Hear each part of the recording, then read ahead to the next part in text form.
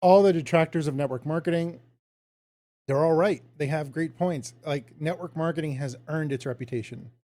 The reason network marketing MLM has such a negative impression in the public's eye is 100% network marketing's fault. No one else's, because they've done things that have pissed people off, including not setting the expectation that this is a profession that you got to learn skills. We are Attraction Marketing. Welcome.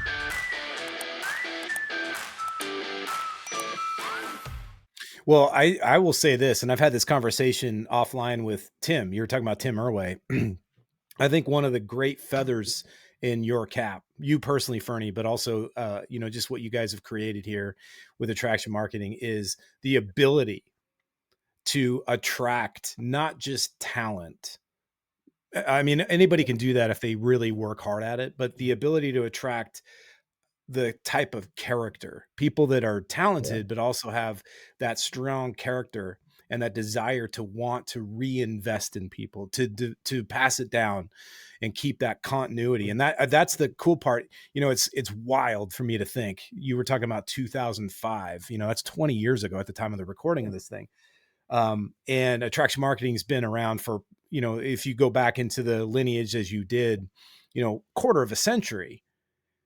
So you're like, wow, they've been around for a while. Maybe the lifespan is on the tail end. We're just getting started. And the reason we can say that with clarity and with a great deal of enthusiasm and excitement for the future is because of what you just described. You guys have done this amazing job of attracting really amazing human beings that come in that have this desire to want to learn. Yeah, maybe initially their big thing is I want to make the big bucks, I want to make the money, but then they start to realize the power in skill development, the power in personal development, the power in understanding, really learning what it means to run a business, as opposed to just, hey, that would be cool to make some grocery money. Nothing wrong with that, by the way. But it's like, hey, I really want to make an impact and I want to be able to Yeah. do something for my family, for the people I love.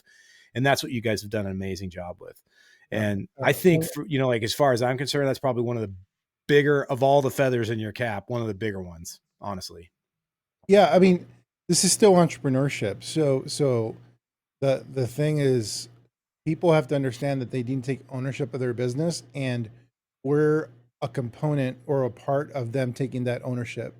So we're the mentoring environment. The we're going to support them, provide them the knowledge, the skill development, the mentoring, the direct feedback, but they still got to do the work, Mhm. and they still got to have the motivation and the vision for them to see it through. Just like with MIT was not easy. It was hard. In fact, they intentionally make it hard. Harder. They make it harder than any other school, and the reason for that is because they want to just by the time you graduate, they want to make sure that you have the grit and the determination, the perseverance to conquer anything, and while at the same time supporting you through that pressure cooker. And so we don't, we don't take it to that extreme where we're intentionally trying to make things harder for you than they should be. However, business can be hard, and the your business. I say this often, and people may misunderstand it because they think I'm being cold blooded, but I'm not.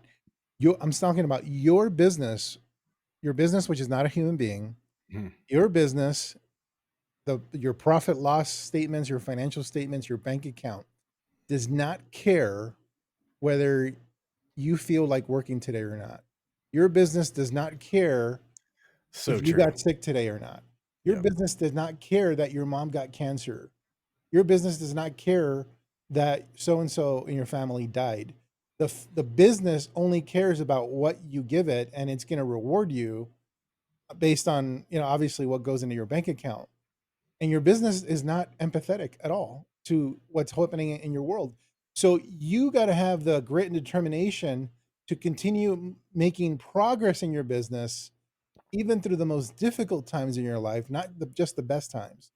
A lot of people talk about, like, well, I'll focus on my business when things calm down in my life, but there's always going to be a crisis in your life. So that means you're never going to focus on your business. That means your business is not a priority.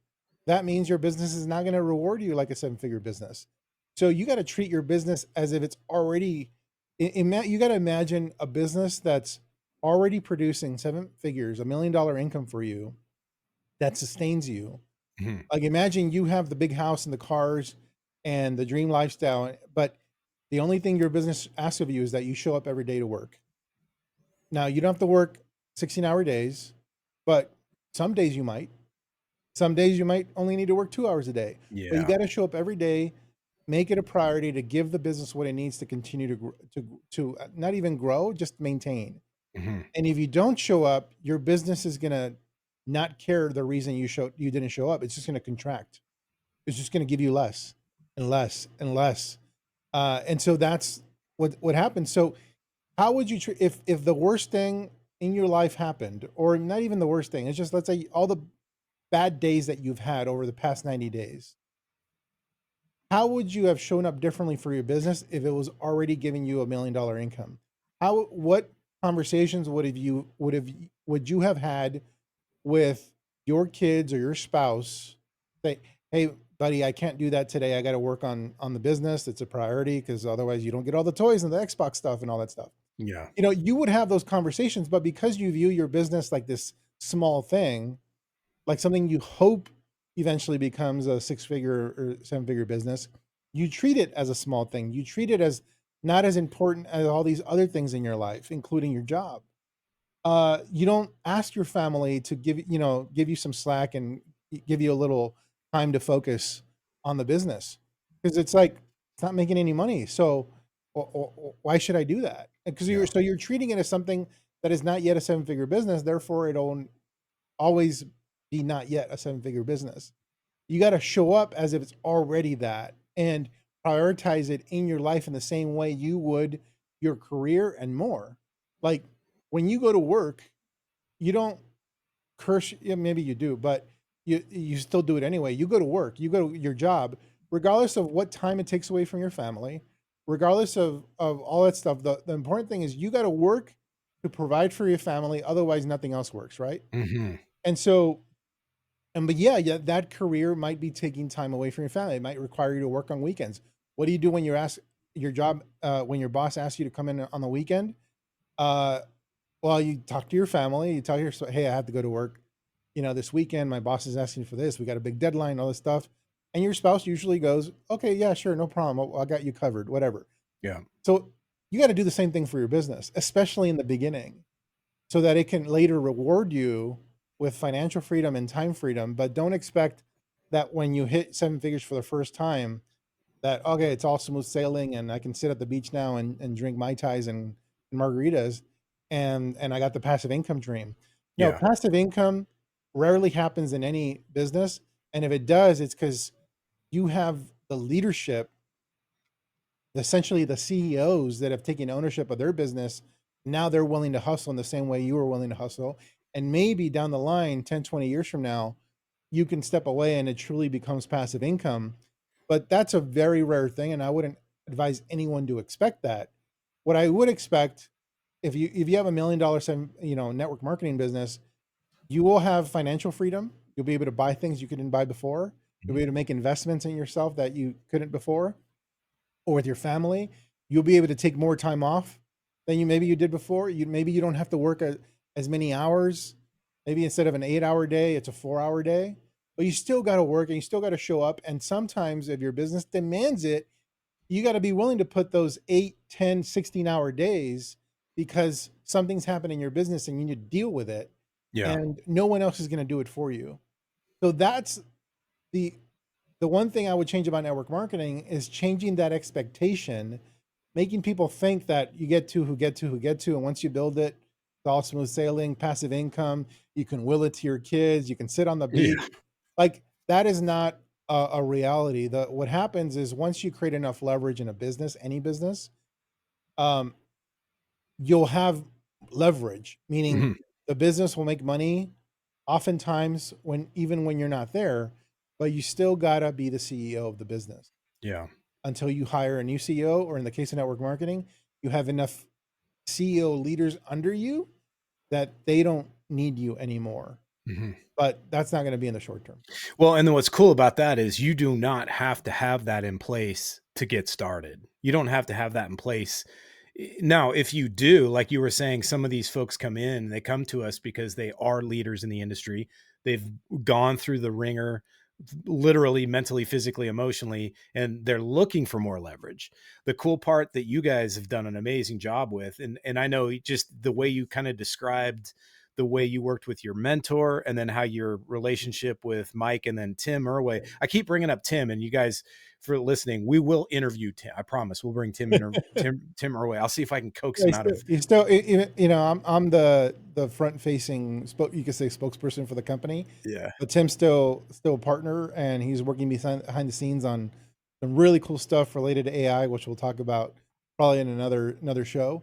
yeah, So he's still an integral part of our company, and I, you know, because I'm the CEO of this company and managing the organization, you know, that there's a trade-off. I can't, my time is taken up running the company, the operations, and I can't do as much, let's say, R&D or research. And that's where yeah. like Tim comes in. Tim is doing incredible work on R&D, especially with AI, to help give back to our students so that our students can create more leverage, be able to do the things that used to take months, be able to literally do it in some cases in seconds, to move their business forward. He's very much part of the Department of Efficiency. Yeah, Yeah, so to speak. so to speak. So he, like, what's crazy is, like, we'll bring him off for an interview, I promise, is the ability for him to see in you the potential. And you were talking about, like, with your business, if you pour into your business grows. Well, the same thing goes with mentorship, right? Because it's like, if a person shows up, and especially the way the mentorship program here is built, is if you're going to show up, we're going to meet you there. So if you rise, we're going to rise with you. We're going Yeah. to keep pouring into you. And that's where a lot of, you're like, how does somebody come in here, you'd mentioned, and they go from 0 to 6 figures in a period of time? Could be 6 months, could be 6 years. It doesn't matter. How does that happen? Likely it's not because they were doing the same thing over and over again. Likely it's because, again, they were open to the coaching, but the coaching has to match them, right? So as you grow, as you take that next step, the mentorship has to grow with you. And I think that's something that you've both, like, you've done amazingly well for yourself, Fern, is show up, show up, show up, and keep pushing. The mentor meets you at that next rung on the ladder, that next step on the ladder well, right? Or the stairwell. And then duplicated that with coaching. And that's how come you have those 6, 7, 8 figure earners. I actually remember, by the way, I got a bone to pick with you, dude. Speaking of, I was thinking about this. One of the 7 figure students that came in here as a nubile, didn't know anything, excited, actually went to No Excuses, came in as a student, wasn't even, I think she was a spouse. She wasn't even in business. Technically, at the time she met you guys, wasn't even an entrepreneur. Kate McShay, the legend, right? She comes in, she goes all in with you guys, learns from you, TJ, Matt. And when I say TJ, I talk about Tim Irway, and then develops her own 6 figure business. It wasn't a 6 figure business. She grew it into that. She has an event, calls me and says, JT, will you MC this thing? I was in retirement, semi-retirement from doing that. I'm like, I'm not MCing events anymore. I even told my wife before I left, I'm like, I'm only doing this for Kate because I love her to death. I fly to Arizona, do the event with her, and that's where I met you and Tim. And it was at the event finale, like, we had the, like, speaker party. You're sitting at the bar, and I remember this, dude. Like, from across the bar, you were kind of sitting there. Like, I could feel, like, eyeballs on me. You know that feeling you get? I'm like, what is going on? And I see you and you kind of nudge me over. I'm like, all right, this is weird. But it was like you were sitting there and I was like, he looks like the Godfather. So I always said that I coined the phrase that you're the Godfather of attraction marketing, but you see it differently. So let's freaking solve this mystery right now, because I'm a little bit pissed that there's somebody out there claiming that they coined it instead of me. What's up with that? Well, our friend John Milton, uh, he, from my memory, my recollection, he was the first to ever refer to me as the Godfather of attraction marketing. And at first, I heard that because I just I I guess I like to think of myself as someone that doesn't have a big ego, so it's like it kind of didn't sound right to me. I was like the Godfather. I mean, there's so many people that came before me that have had such an of an impact, and I'd be nobody if it wasn't for the people I spoke about earlier. Um, so he calls me the godfather of attraction marketing, but the more I thought about it, the more I liked it, because I did very much see myself as carrying on a legacy, the torchbearer Mhm. of this movement of attraction marketing. Uh, I'm I'm a partner in the exact company that I started off as a student in. So, I think I view Mike Dillard and Tim Irway as the fathers of attraction marketing. Um, and and so they're the fathers.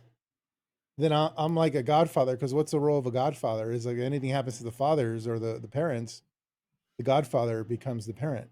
Yeah. And so I was like, all right, that for me that makes sense, because I very much do see myself as a torchbearer and carrying on a legacy that I didn't start, but that I'm determined to take it to all new heights. So yeah, it was John Melton, from my recollection, that first referred to me as that. I think what happened is around the same time as when the same idea popped into your head, especially when I like, kind of like Yeah. call you over like this. It was very I'm, Godfather yeah, energy. I'm sipping Let sipping me make I'm, you an offer I'm you I'm can't sipping refuse. tequila. I look at you and I'm Yeah. like, yeah, yeah. So I get it. Two things can be true. It's like you came up with the term on your own, and um, John might have mentioned it on a few webinars when promoting some of our No Excuses events. That's right. I choose to believe my end of the story. I got 50, 60 pounds on John, so I'll take him. Anyway, Yeah, moving yeah. on. I want to, If you want to settle it that way, yeah, we can have at our next event. We can arrange that and sell tickets to it. How about that? yeah, celebrity death match. Let's do it. I was going to say we could have a drink off, but I know John doesn't drink. Hey, my friends, hope you're enjoying the show. I wanted to take a quick minute and invite you to something very cool. If you are tired of following up with dead leads, if you're tired of all the spammy, scammy conversations online, if you're tired of chasing down friends, family, and people you work with just to get somebody interested in your business, and you would actually like to talk to highly qualified people who have a genuine interest in doing business with you, then we have our all digital 5-day boot camp that teaches you all the things that we do, and it will help you get 3 to 7 new customers each and every single week. That's our personal guarantee to you. If you want to take advantage of that, click the link directly below this, or you can go to attractionmarketing.com/YouTube. Now, let's get you back to the show. Yeah. Anyway, let's talk about this. You have had a ton of experience. You've seen a lot.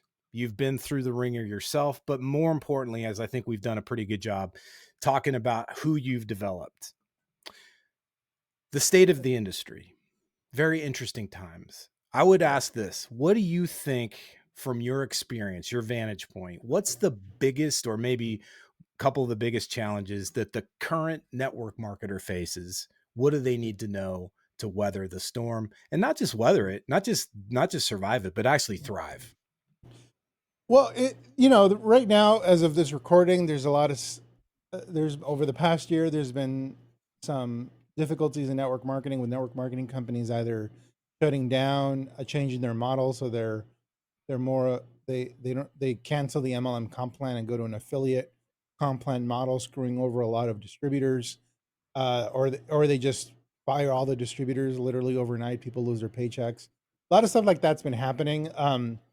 Most of the cases from, I'm not the most tuned in guy as it relates to this stuff. I have people that are far more tuned in and have a lot more insight, that are friends of mine, like Rob Sperry, who is literally consulting with a lot of different companies. And I think the fact of the matter is that network marketing companies are just like any other business. Sometimes you have really competent ownership and management, and sometimes you don't. And so that's the first thing. It's like, ultimately, as a network marketer, and we've taught this from the very beginning. I think this is the most important part of attraction marketing, is that we're teaching our students how to not only develop skill sets that would enable them to rebuild their business should the worst ever happen, but also create their own business assets that make the transition, if should ever the need arise, to go from one company to another. And and so we teach students how to create different systems that give them ownership and creating assets through their brand, building email lists, SMS lists, the brand on their brand on social media and the followings there. Those are now business assets that they basically that are theirs, not their companies. Mhm. So if you look at the definition of a business, like if you look at the cash flow quadrant, and I know, when Robert Kiyosaki came up with the cash flow quadrant, I mean, essentially, it's based on something he learned from one of my mentors, Keith Cunningham. And Keith Cunningham, when he created the cash flow quadrant, what the intention of that cash flow quadrant was to, he created these four categories: employee, self-employed, business owner, investor.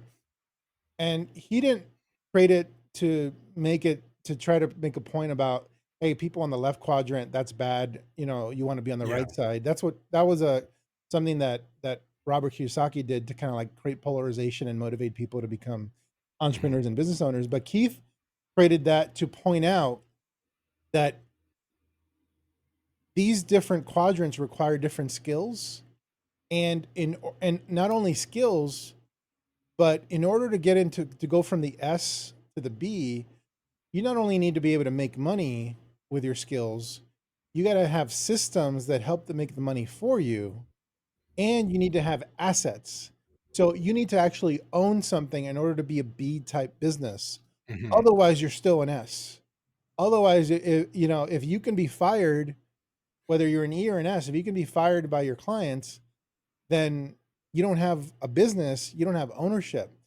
So what we teach our students to do is to create the systems and the assets so that should anything ever happen to their company, the worst case scenario, well, as part of a business with all these systems and assets that work together synergistically, when one part of the business becomes rotten or no longer works, well, you swap it out.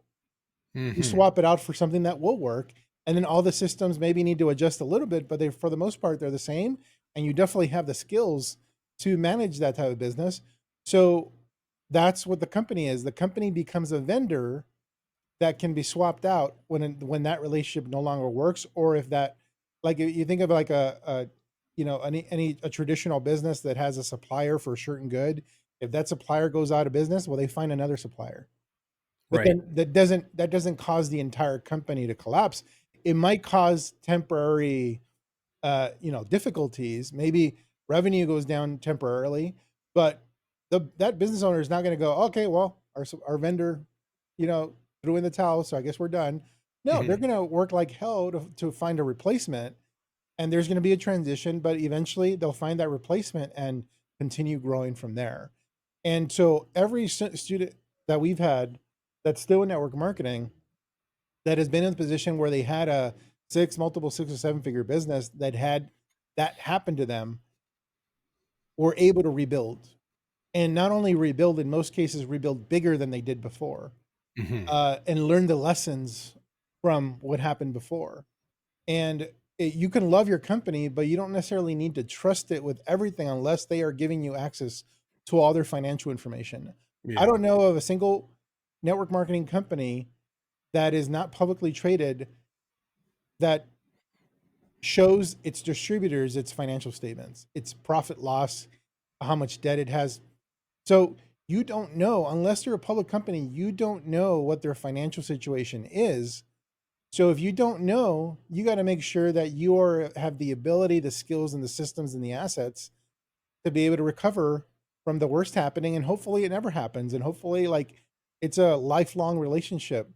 But what I've seen in network marketing is that rarely happens. Mhm. But it doesn't make network marketing bad. It's just something you need to take into account when you get into it. But from a perspective of a vehicle that can help somebody without any type of special background or skills create an income and a life, like there's a life that they'll love, or at least a life that gives them financial freedom and autonomy over the things they care about. Well, I don't think there's anything in the world better than network marketing as an opportunity to on ramp yourself into the world of entrepreneurship, into the world of developing the skills of an entrepreneur. Because anyone that is an employee, has been an employee their entire life, is not an entrepreneur. They don't have the skills of an entrepreneur. They don't even know what it would take to be an entrepreneur. And they need to be in an environment that's going to mentor them. Well, there's no equivalent to network marketing that would allow somebody like even myself to enter the world of entrepreneurship. Like Mhm. my options as an engineer to be an entrepreneur were, I mean, maybe I become a real estate agent, like completely pivot that way, but even those people need to be mentored. That those are skills, sales Oh yeah. skills and marketing skills and et cetera. Um, or I start some sort of tech startup. But the problem is I don't enjoy engineering. I didn't like it. I didn't know I didn't like it at MIT. I just, for some reason, I kept procrastinating on everything that I would be assigned to me. And I thought, oh, it's my ADHD or whatever. Like I Yeah. self-diagnosed as ADHD. Um, like I thought something was wrong with me because I wasn't motivated to do the work, but I did it anyway, just because it was what was required of me. Um, but I didn't realize it wasn't until I actually went to work that I realized, yeah, I actually don't like engineering. Like Yeah. I can do it at a high level. I just don't like doing it. So, and then on top of that, I don't like being at a job. I don't like waking up early. I don't like, driving in traffic. There was a lot. There's don't like. So what's my option? And at the time, I was like, I just need to go back to school and maybe I'll figure it out. Maybe a bigger opportunity will land on my lap. Uh, or start a company of some kind and take on a lot of debt, a lot of risk. Uh, with network marketing, the reason I entered network marketing is because the risk to me was like so low relative to any other possible option, Mhm. and and and it turned out to be the truth that this was a great opportunity not only for me but for anybody that wants to transition to the world of entrepreneurship. And many network marketers who find success stay in this world because it's a great environment. While there is a lot of shysters and a lot of scammers like in any other profession, where else can you go to get mentorship, personal development, the skill development around sales and marketing as you're doing it? You're not going to school to learn and then 4 years later maybe you do it as a career. You're learning it and implementing as you go, and you're able to transition from employee to entrepreneur. And that's not just a mindset thing, it's a skill thing. And I don't know, there's no equivalent. Yeah. So while I'm talking about all the things that can go wrong in network marketing, we can record an entire podcast and all the things that can go wrong in a lot of other industries. Yeah. We talked about real estate just now. All the things that can go wrong in that space. And as a business owner, as a restaurant owner, as an investor, like a lot of things can go wrong in any space. Network marketing is no different. So what I try to do is, like, given the incredible mind-blowing opportunity that this space can give the average person to kind of define their own destiny, you Yeah. also have to be aware of the downsides so that you can protect against those downsides and even thrive when those downsides happen. It's funny because you brought up two really interesting industries. Real estate is one of them. And I've known personally, I've invested in real estate and had it gone real bad. Like Me got too. some Me too. awful advice. Yeah, I know, right? Let me ask you this because I sort of alluded to this before I brought you out to tee up this particular episode. I think one of the most powerful parts, one of the most intriguing parts about network marketing is just like what you said. Just about anybody can come in here. You don't have to have special skills. You don't have to have a bunch of background in math and accounting, business. Anybody can come in here and you can learn, you can create your own future, right? The problem is, through frankly some unsavory things, the industry has gotten a weird rap. Oh, it's a scam. It's this, it's that. What defines that? And what's the difference between it being like, say, illegal, a Mhm. scam, and something that quite frankly the person maybe just didn't ask enough questions, didn't prepare themselves, maybe they got their ass kicked in it. And now they're like, oh, it didn't work out. So therefore they have a negative attitude towards it. What's the difference between that kind of a thing and the fact that you've got something that's actually could be a very viable, healthy, and honorable profession? What's the Yeah. difference there? It boils down to how someone conducts themselves. So network marketing's detractors, I actually agree with a lot of what they say, except for the part where they go, this profession should be illegal. Mm. Because that usually when they talk about all the reasons network marketing should be illegal or outlawed, and they say it's the same as a pyramid scheme. Most of their arguments I've read and heard a lot of these interviews or them discussing on a podcast. There's actually anti MLM podcast. Imagine devoting your entire life to Yeah. just being against something instead of for something. So their arguments are very emotional. They don't make, I'm not a lawyer, but I don't hear any legal arguments for how come network marketing should be illegal. Now, certain practices that the FTC has defined through court cases and regulations are illegal, but the profession, the industry is not illegal, should not be illegal. And sometimes somebody can start a company or operate, do something within that company where they don't intend it. It's not a scam and they're not defrauding people, but some technicalities to how they're running that company, or maybe they're just not giving certain disclosures or something that they're not doing that would get them classified in some way, shape, or form as either operating illegally or being an illegal company. And Mhm. so that's more of a technicality, and that's the reason anyone that starts in this space that's owns a company could have representation, a lawyer that specializes in MLM. Mhm. And I've Kevin Thompson is a friend of mine, and he's MLM attorney. That's his thing. He specializes in this space, and he's very direct. If you have a company or any type, even an affiliate program of some kind, uh, he'll tell you what laws you might be breaking unintentionally that would classify your deal as operating illegally. So that's illegal. Something being illegal is not just a technicality, but actually has consequences, right? Even if you don't intend those things. Now, Mhm. there are people who straight up scam people in the network marketing space that, of course, when they scam them, they're also breaking the law. But there's also a way of, you can scam somebody but not be breaking the law. Like what happened to me, where I was tricked into a meeting and then told, oh, you just need to get to, and then you'll be rich. For me, I consider that a scam. That's not the truth. That's not honest at all. But is that illegal? Is the question. Getting tricked into a Yeah. meeting, is that illegal? Being operating without transparency and being tricked into a meeting, is that illegal? Kind of like painting this rosy picture about that you don't have to learn any skills, and that you just need to do these things and you're going to get rich. Is that illegal? Well, now there's a gray area there. So there's practices that are, I consider, pretty scammy and slimy, that aren't necessarily illegal. Mhm. So that's where there's a difference. There's people that are operating with a law that are operating unethically, that that operate in a way that is, you know, maybe illegal if you go to court and fight it out, but it's definitely unethical. They're definitely, being deceptive, or uh, you know, like a lot of the stuff that I was taught early days in my network marketing career, with just not intentionally not being transparent with people about the reason they're going to a meeting, the reason they're going to a presentation, the reason you want to talk to them.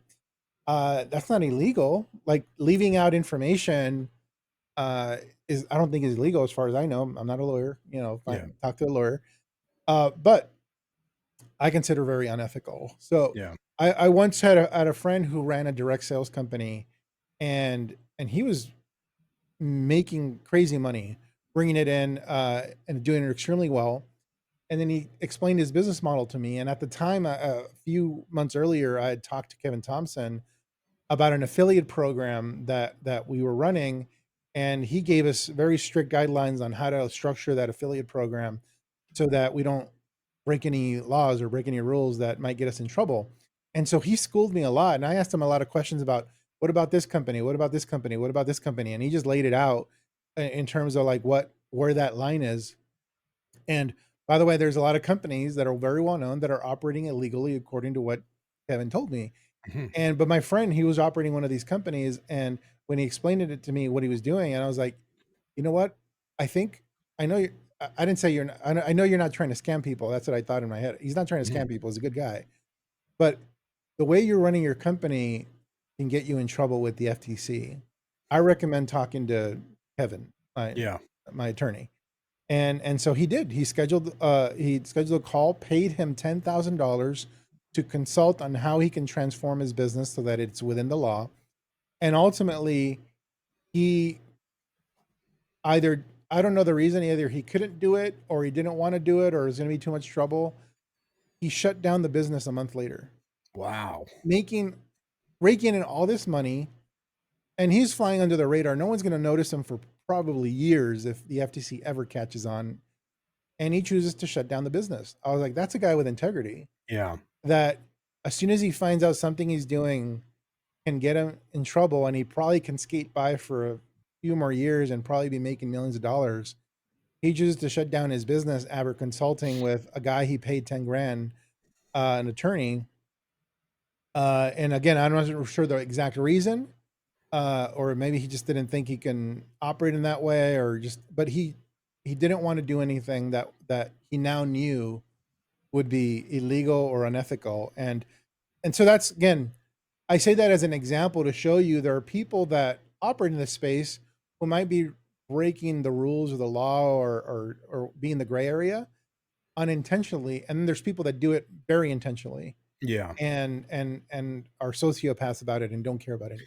Yeah, and you know what's crazy, dude, is I think anybody can find that in almost any industry. It's just that you hear a lot about it with network marketing because again, it's so accessible to most people. Is the stock market, is real estate, all these other things, are they as accessible to the everyday person? Maybe, maybe not. But with network marketing, again, for a couple $100, you can get involved as a business owner, not just a customer, but as a business owner. So automatically it kind of lends itself. Whereas like real estate, you're going to need a few grand at least in order to get involved with that, stock market and things like that. So it's very easy to see, to your point, really unsavory, unethical behaviors in those other industries. And yet people kind Yeah, of just go about it daily and not think about a big deal, but yeah. they'll address it here and assign that kind of label to attraction market, or not to attraction market, but to network marketing. And it's kind of unnecessary. It's something not to focus on. Right. Right. Let's talk about that. So if somebody's new, they're just now starting to build online, what would be an area that you would encourage them to focus on? Instead of focusing on all that crap, let's focus on the stuff that where you would recommend their focus be. You saying somebody new to network marketing? Yeah, it could be new to network marketing, or maybe they've been around the block. Maybe they've been in network marketing for a while, but now they're going to start doing it online. What would you recommend that they focus on? I mean, first of all, don't go at it alone. Find mentorship or a mentor that has skills, that not only has done what you're wanting to do, but they have the ability and the track record to demonstrate to you that they've helped other people do it. Mhm. A lot of leaders who are very successful in network marketing are terrible coaches, and some leaders are great coaches, and you can see how great they are by the products they produce, meaning the other leaders that they've developed.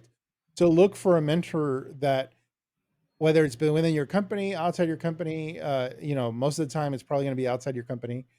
Find a mentor that has a track record of helping other people create results and produce results, not necessarily within your company. I don't think that matters. A lot of people say, well, have you helped anyone in my company, or have you helped anyone in my country? That's my favorite. Like Yeah, somehow yeah, the laws of business and marketing go out the window as soon as you enter the UK, Like, yeah, um, but it's just about, have they helped anybody? Have they, not just anybody, but how many people have they helped?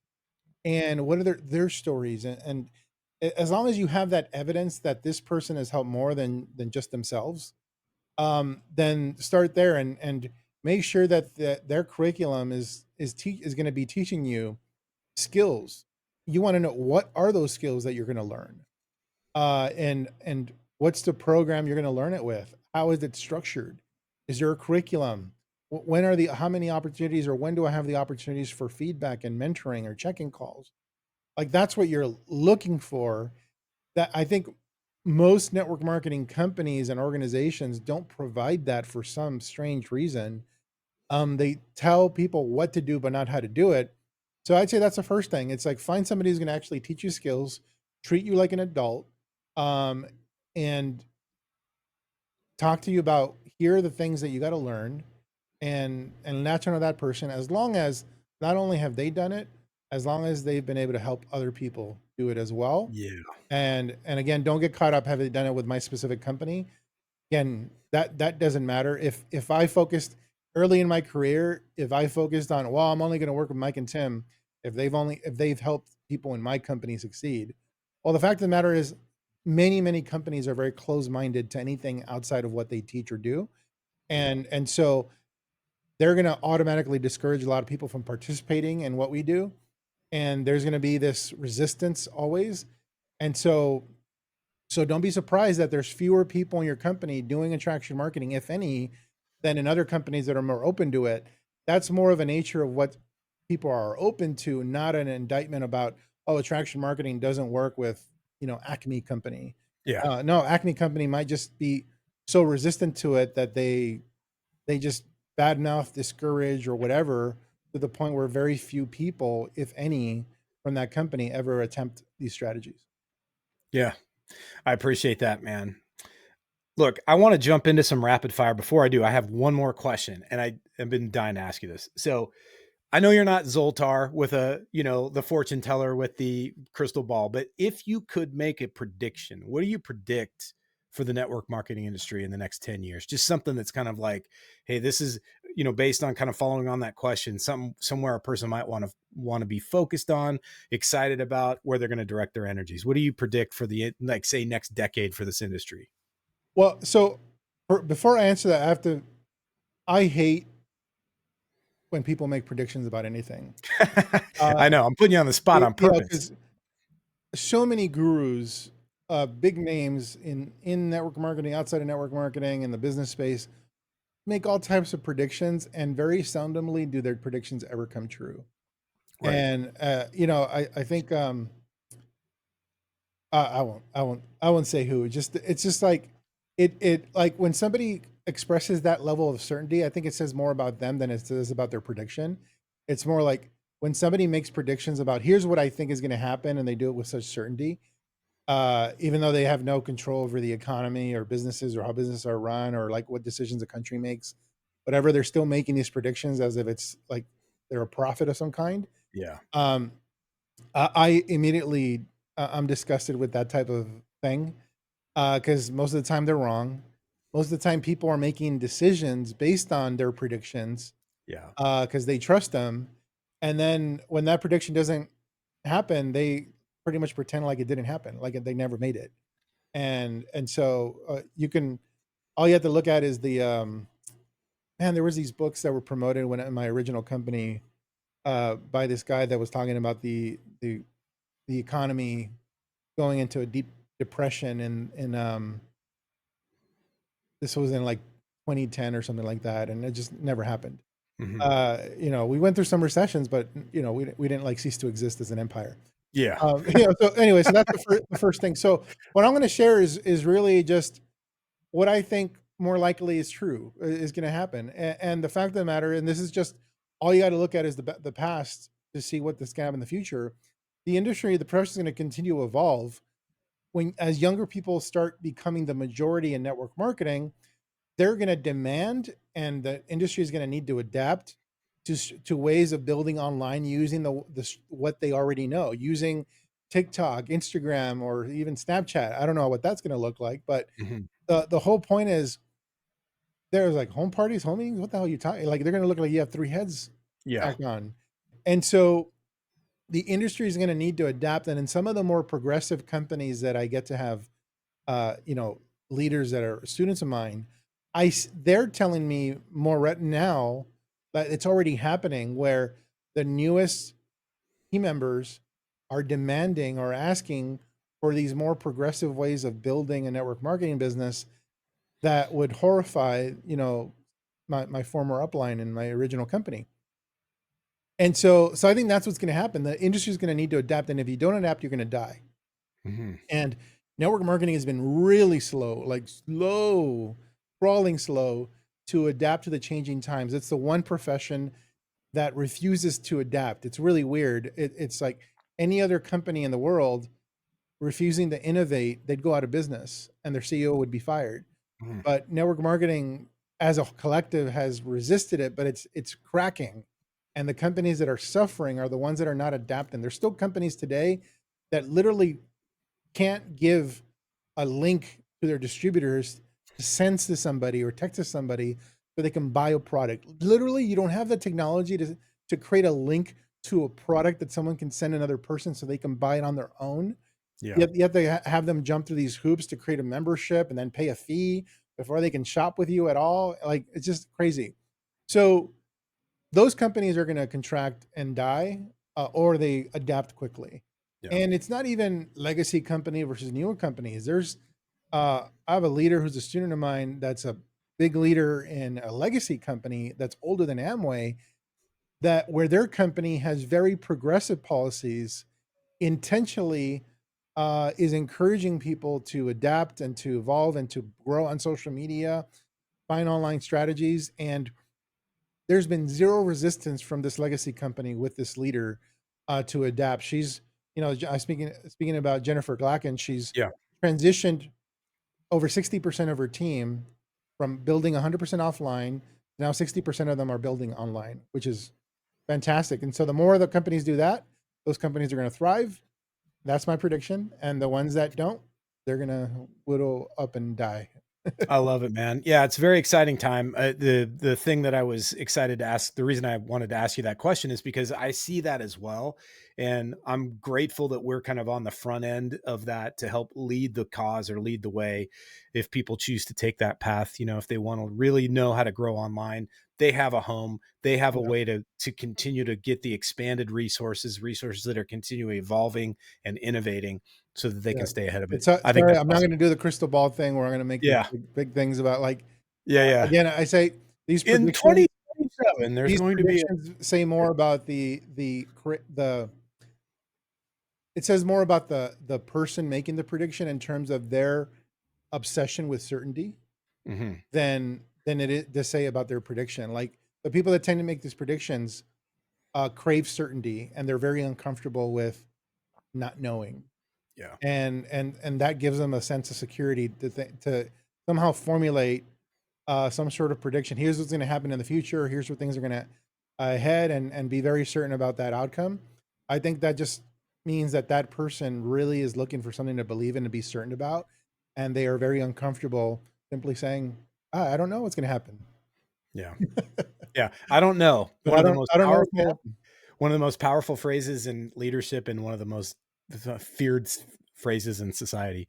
Hey, my friends, hope you're enjoying the show. I wanted to take a quick minute and invite you to something very cool. If you are tired of following up with dead leads, if you're tired of all the spammy, scammy conversations online, if you're tired of chasing down friends, family, and people you work with just to get somebody interested in your business, and you would actually like to talk to highly qualified people who have a genuine interest in doing business with you, then we have our all digital 5-day boot camp that teaches you all the things that we do, and it will help you get 3 to 7 new customers each and every single week. That's our personal guarantee to you. If you want to take advantage of that, click the link directly below this, or you can go to attractionmarketing.com/YouTube.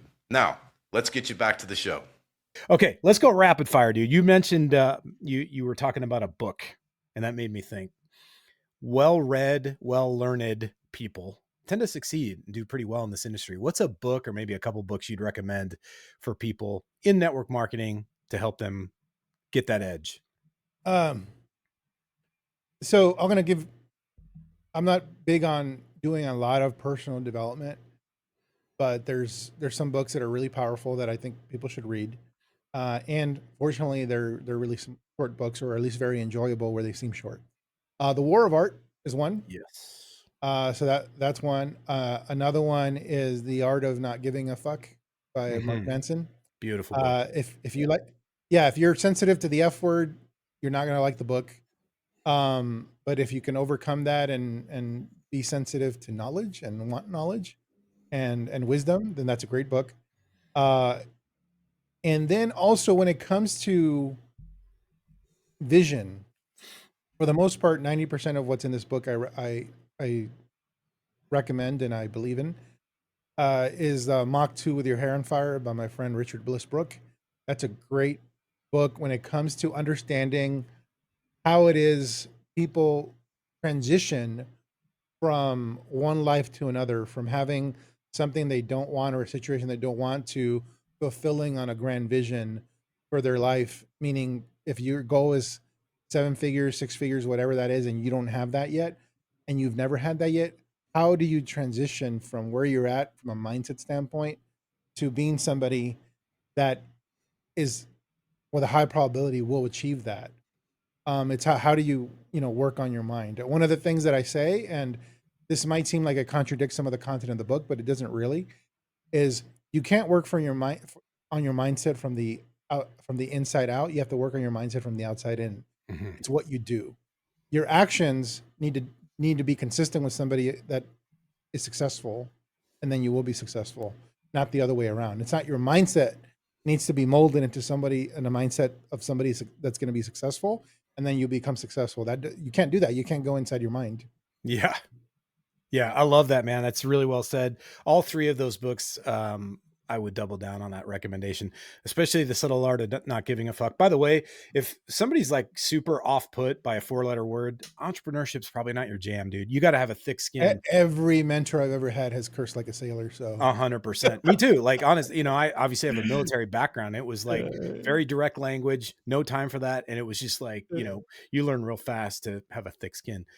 Subtle Art of Not Giving a Fuck, great book because it basically teaches you just that. Here's a question for you. What's a network marketing myth that if you had a magic wand, you could make it die? What would it be? it's not selling, it's sharing. That's like the silliest thing I've ever heard. Because it's like you need skills. Sharing is not a skill. Selling is a skill. Marketing is a skill. And the only two ways to build a network marketing business either are you get really good at sales and get good at teaching other people sales, or you get really good at marketing and teach other people marketing, or you learn both and get really good at teaching both those things. And that's it. There's no other way to build a network marketing business, or any business for that matter. So that's it. Like, sharing is not a skill. Now you say, well, how you share can be a skill. Well, that's called sales or Yeah. marketing, depending on if it's being done one-on-one or through a message. Yeah. I love it. Cringiest tactic you've ever seen or implemented yourself? All right. Well, I've heard of a few. I've had a student that used to prospect strippers at the Las Vegas Strip. Um, so I don't know if that's cringy, but that's definitely interesting. It's a Uh, tactic. yeah, I mean they're motivated for money, I guess. Yeah, for sure. Uh, it, the cringiest thing I've ever done is my upline in my original company before I found Attraction Marketing. Uh, and this was when I was single, said on stage that, hey, if you're dating somebody, they need to be on board with this.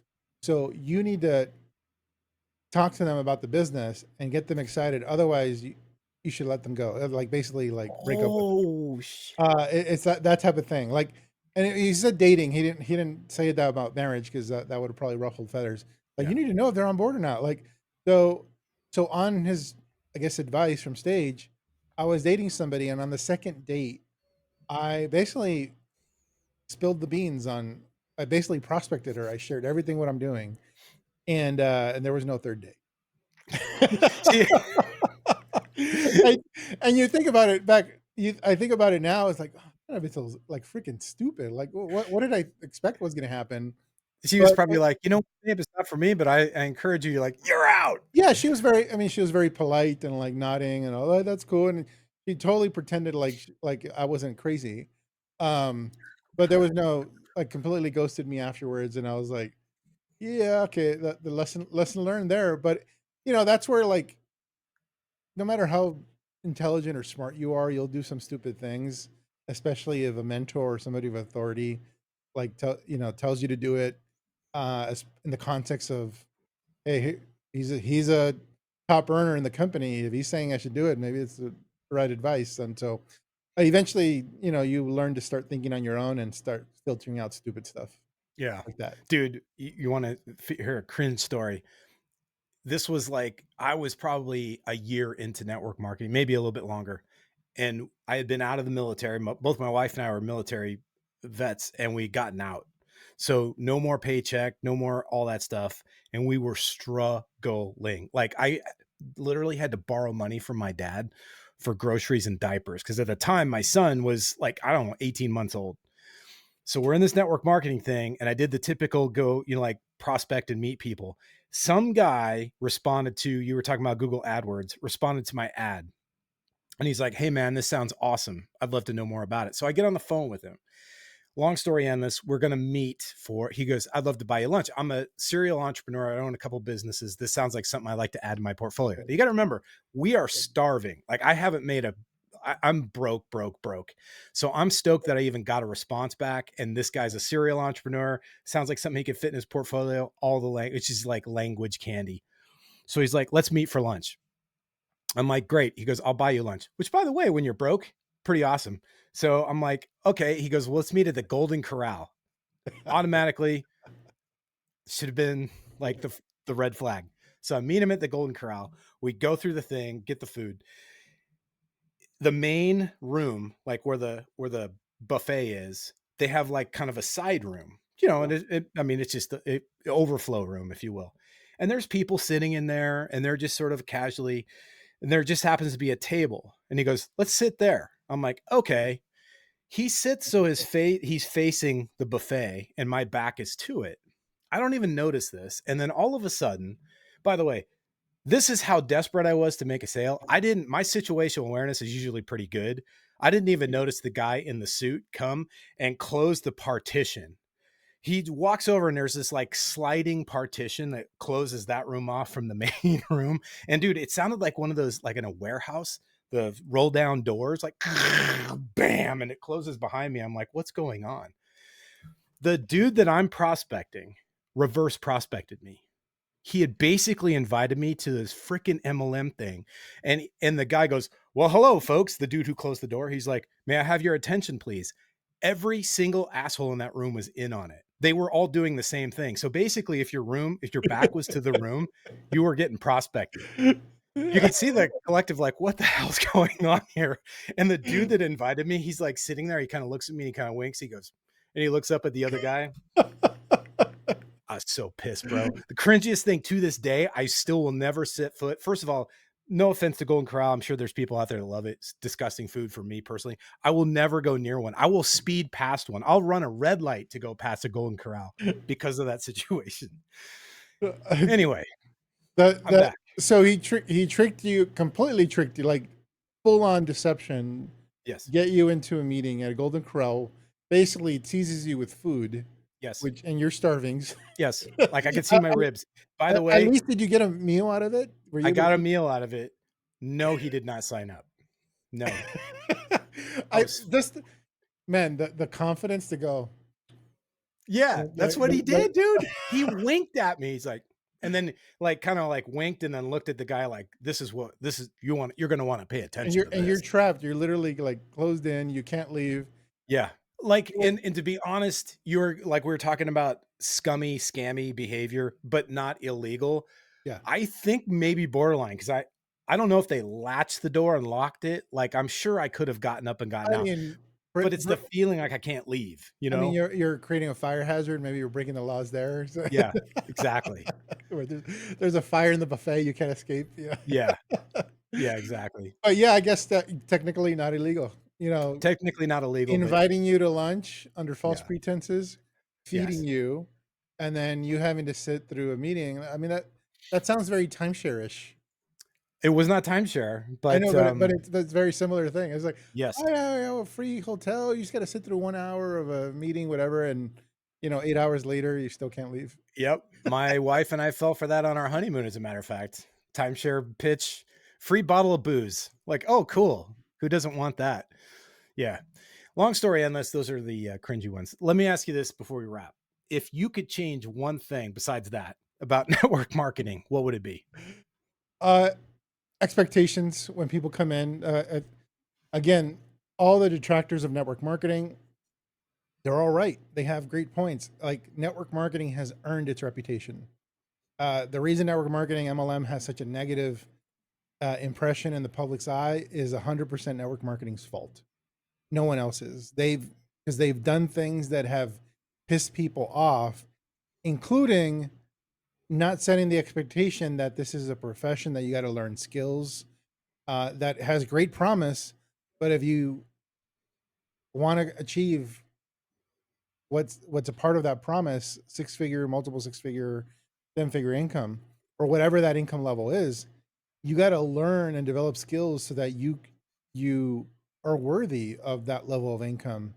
So setting the expectations that you're entering a profession, this profession requires you to learn skills, just like any profession, especially any six-figure or seven-figure profession, any profession that promises to pay you that much money. Well, the laws of business and common sense say that you probably need to learn a few things. So setting the expectation up front that these are the things you got to learn. If you don't want to learn them, you're not going to be successful. If you do want to learn them, then there's great promise for you. I think that needs to change. I think a lot of people get into network marketing being led to believe that this is like the lottery, that this is Yeah. the one industry or profession or whatever type of business where somebody with no skills, no talent, and can succeed without them doing anything other than tell more people about it. That's not true. Like it just doesn't work that way. And so I think that has rubbed people the wrong way. The detractors of network marketing have been both former distributors, former leaders, and then also just people that said no from the get go, that they were off putted by how they were led into a meeting, like getting roped into a Golden Corral meal and getting locked in, creating a fire hazard. So I think that this is typical down. The con of network marketing is all this stuff we just talked about. That's what needs to change. It needs to be professionalized. And so more and more people are talking about it as a profession, but don't just talk about it as a profession. There's professional skills you got to become competent at and eventually master, and you're going to be rewarded based on that competency and mastery. Beautiful, man. Mic drop moment there. Fern, I appreciate you, dude. This has been a lot of fun. I have a feeling this won't be the last time we have a episode together. We've Oh, got I get to come back. Oh yeah, absolutely. Invitation's wide open. I think you Wow. passed the initial sniff test here. Great stuff. I got about 8,000 more questions I could ask you, but I know that we got to get moving. So I'm going to let the viewers kind of have their say at this. Guys, we want to know from you what you got from this. Want to know your comments, questions. If you've got questions that you'd love for Ferny, Fern, how can they find out more about you or contact you or get to know you a little bit more about Ferny Ceballos? Well, at this point in my career, I get a lot of crazes in my inbox. A lot of people prospecting me, so Inviting you to Golden Corral. so I bet, yeah. So I tend to filter all the crazies. And so, yeah, I mean, obviously you can go to that link at the bottom to get a free 5-day course, but there's a bonus module as well, the 6-day course on attraction marketing. You can go to attractionmarketing.com/AMF. It's a digital recruiting bootcamp. And what that is basically a 6-module course, mini course on everything that we do in attraction marketing from A to Z.